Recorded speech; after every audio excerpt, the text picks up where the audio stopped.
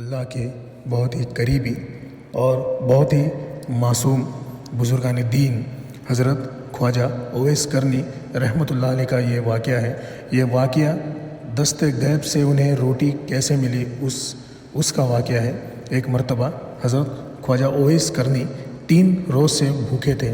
اللہ کے ولی دیکھو کہ بھوک نہ پیاس ہر چیز کو سہن کرتے تھے، اللہ کے راہ پہ چلتے تھے، ہر چیز کو سہن کرتے تھے اور ہر چیز کو سہن کر کے ہی اپنے مقامات پر پہنچے ہیں۔ اسی لیے آج ان کے مرتبے اتنے بلند اور اتنے بڑے ہیں۔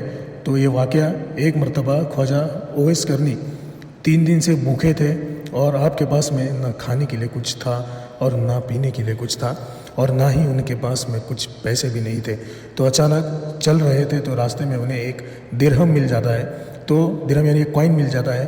آپ دیکھ کر خیال کرتے ہیں کہ ہو سکتا ہے کہ یہ درہم کسی کا گر پڑا ہو، یعنی حضرت خواجہ اویس کرنی کہتے ہیں کہ یہ درہم میرا تو نہیں ہے، راستے میں پڑا ہے تو شاید سے کسی کا گرا ہو۔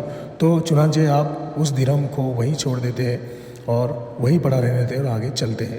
تو پھر آپ سوچتے ہیں کہ اگر کوئی چیز کھانے کو نہیں مل سکتی تو میں آج گھاس ہی کھا لے لوں گا اور ویسے ہی میں گھاس کھا کر آج کا دن گزاروں گا اور میں سو جاؤں گا۔ ابھی یہ سوچ ہی رہے تھے کہ ایک بھیڑ یعنی کہ ایک شپ جسے مینڈا کہتے ہیں، ایک بھیڑ کو دیکھا جو ایک گرما گرم روٹی لے کر آ رہا تھا۔ تو بھیڑ نے روٹی لائی اور لا کر حضرت اویس کرنی رحمۃ اللہ علیہ کے سامنے رکھ دی اور حضرت اویس کرنی نے سمجھا کہ شاید یہ روٹی بھی کسی اور کی ملکیت ہوگی۔ یعنی حضرت اویس کرنی یہ سوچ رہے ہیں کہ بھیڑ نے تو روٹی لے کر تو آیا ہے مگر یہ روٹی میری تو نہیں ہے، یہ روٹی یہ کسی دوسرے کی ہوگی، اس لیے انہوں نے اس روٹی کو بھی ہاتھ نہیں لگایا۔ تو اس بھیڑ نے زبان حال سے عرض کیا کہ اے اویس کرنی، جس خدا کا تو بندہ ہے میں بھی اسی خدا کی مخلوق ہوں اور تو خدا پر یقین کر کہ اس نے یہ روٹی خود بھجوائی ہے۔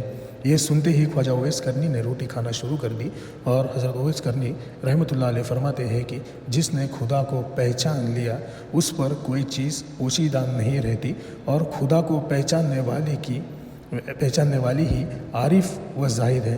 غرض کی جو شخص اللہ کا بندہ بن جاتا ہے اس پر ہر چیز واضح اور عرفہ ہو جاتی ہے تاکہ اس کو دنیا کی کسی چیز کے متعلق جاننے کی دقت نہ ہو، مگر اللہ تعالیٰ نے یہ بلند مقام صرف اویس کرنی جیسے شخصیت کو عطا کیا ہے۔ بے شک اللہ کے ولیوں کی شان نرالی ہے۔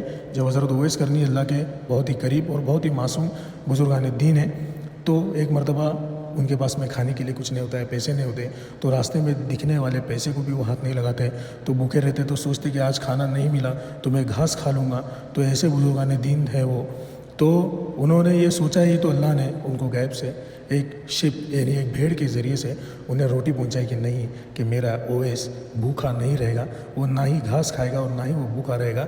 اللہ تعالیٰ نے غیب سے روٹی حضرت اویس کرنی کو بھیجائی۔ یہ اللہ کے ولیوں کی شان ہے۔ اسی لیے اللہ تعالیٰ فرماتا ہے کہ الا ان اولیاء اللہ لا خوف علیہم ولا هم یحزنون۔